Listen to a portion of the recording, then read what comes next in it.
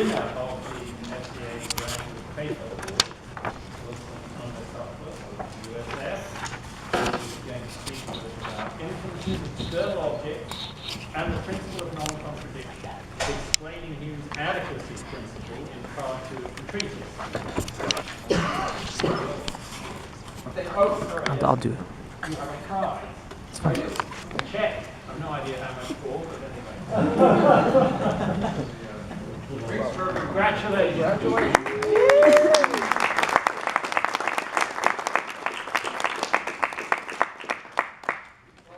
you all for attending. Though this is a very specific discussion about a very specific part of a very specific argument, I hopefully will make it interesting for the more general philosophical audience. And I'm really excited to get some responses by the end of it. So, without further ado, good evening. I didn't know whether or not afternoon or evening. Basically, I'm going to argue that Hume's adequacy principle, we will learn what that is best interpreted as it is empirically rule of the principle of non-contradiction. Sometimes we put this is PNC. And first, I will answer the question, why care about Hume's philosophy of space and time? And then second, I will situate the adequacy principle, AP, in Hume's philosophy of space and time. Third, we will look at the Cartesian interpretation of the adequacy principle in the literature. And then fourth, I will argue against the Cartesian interpretation in favor of mine reading, which is that it's Hume's version of the principle of non-contradiction. And then fifth, I will identify some remaining concerns that you may have, and that I certainly have, for my interpretation, and consider some possible solutions. All right, so first, why care about Hume's philosophy of space and time? Well, there's a rich tradition in the literature of either ignoring it, not caring, or decrying it. Norman Kemp Smith, who's a giant in Hume scholarship, writes, Hume's own positive teaching that space and time consist of discrete points is, I think we must agree, one of the least satisfactory parts of his philosophy. So Kemp Smith wrote that in 1941. It was generally a kind of consensus among Hume scholars. 20 years later, C.D. Broad writes, there seems to me to be nothing whatever in Hume's doctrine of space except a great deal of ingenuity wasted in recommending, defending palpable nonsense. Analytic philosophers really with words. So obviously I do not think it's palpable nonsense, and I've made it a bit of my mission for the last couple of years to make sense of what seems to be palpable nonsense to the great minds of God. And then philosophically, I think it is really important try to defend and vindicate Hume's philosophy of space and time, because his pearl argument, right, that we're all familiar with, is his argument against the necessary connection between cause and effect. It was one of the arguments we all learned as undergraduates, and it's kind of, to this day, it's kind of Hume's gem. And certainly the version in the treatise is strengthened and relies upon the cause being temporally, especially temporally, separate, distinct, and prior to the effect.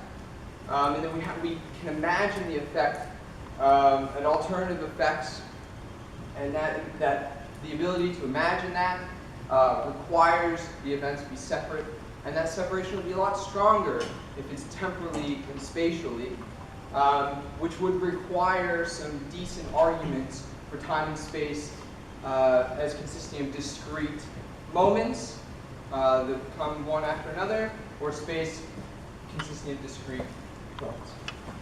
Right. So that is a larger scale issue, but that's one of the reasons why I think it's important that we need to really appreciate Hume's arguments for space and time, because his arguments against necessary connection, all the work he does on cause and effect, strictly depends upon it. But the adequacy principle almost has nothing to do with Hume's philosophy of space and time, really. It's just this one little move that Hume makes in his lead argument for the finite divisibility of space or an extended body. So this is quickly Hume's lead argument. I do not intend to defend this argument. I'm just simply situating the adequacy principle and its role in it. Premise 1 is the mind is limited and can never have the idea of an infinite number of parts. Premise 2, whatever is infinitely divided consists of an infinite number of actual pre-existing parts. Therefore, any idea the mind forms of a finite object will necessarily have a finite number of parts in virtue of its finite nature.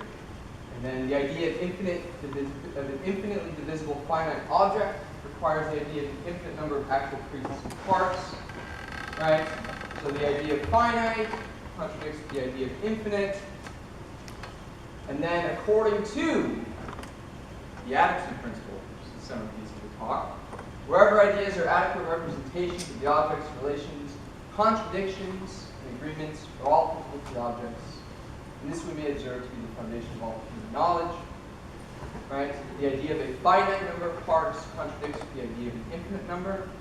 Therefore, by way of the adequacy principle, objects are not infinitely divisible and must consist of indivisible minima or atoms.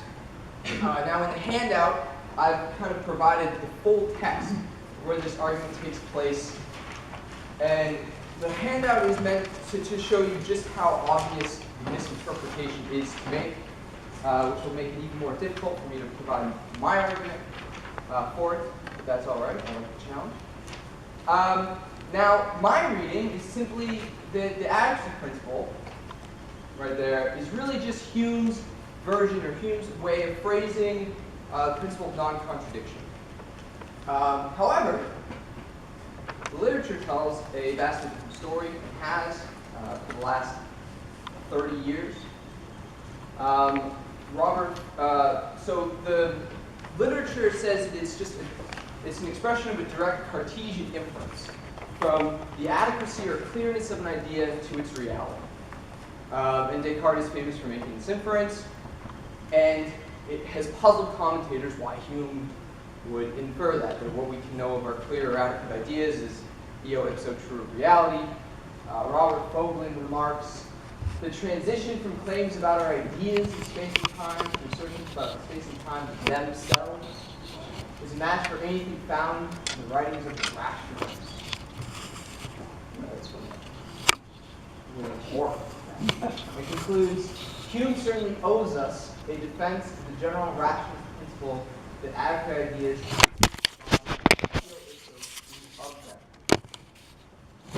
James Franklin writes, now, if Berkeley is susceptible to a fallacy, it is not conceivable so it cannot be, but we are not surprised.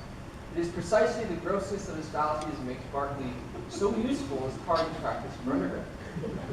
But what are we to make of it when Hume, the paragon of rationality in the century of reason, does the same? We make nothing of it because we are too flabbergasted. Right, so obviously for a proponent of Hume, for a Hume advocate as myself, I mean, these are... Oh, where's mine? These are fight cards. And even Donald Baxter, who wrote the chapter in the latest Cambridge Companion to Hume in 2009, he wrote it on Hume's space and time situated in a skeptical context. Even he, supporter of Hume on space and time, writes, Hume's proof that finite extension is not infinitely divisible depends crucially, even excruciatingly, on the assumption that our minimal ideas are adequate.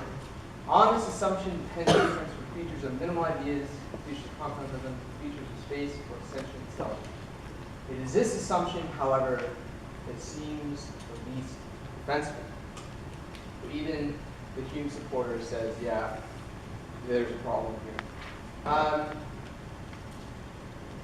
And the problem, I think I need to explain the problem a little bit more, is probably that we cannot, just by the limits or the ideas that we have, know that it is true of reality. An example that I've kind of always used is that, just because we can only think of objects or have clear ideas of objects that are three-dimensional, that doesn't mean that reality in itself might not have 4, 5, 6, 7, 8, 9, 12 dimensions, right? So we cannot limit reality by the nature of our ideas. And then obviously a lot of these criticisms, in my view, are reading a lot of Kantian criticism back into Hume, and kind of making a problem for Hume that really wasn't his at the time. And that's the Kantian problem of how we know things in themselves, independently of any cognition. Okay, so how am I going to defend Hume from these criticisms? Well, first, I will argue that objects for Hume are not Kantian things in themselves, but the common sense objects of the vulgar, is an expression he uses throughout the treatise.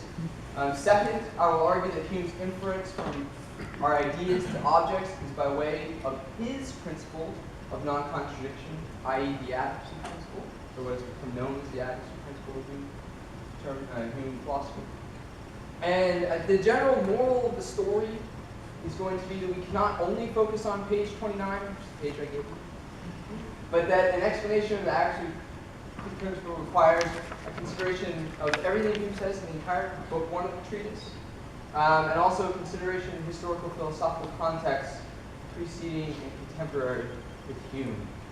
And yes, the specter of Aria looms with the number 2 in his tradition of approach to history of philosophy. Now, all right. So, what are objects for Hume, right? Because the inference for him is that whenever we have clear and adequate ideas of objects, the relations, contradictions, and agreements of our ideas are applicable to the objects. What are objects for Hume? Well, he makes it pretty explicit in page 242, which is way further down the line of book 1.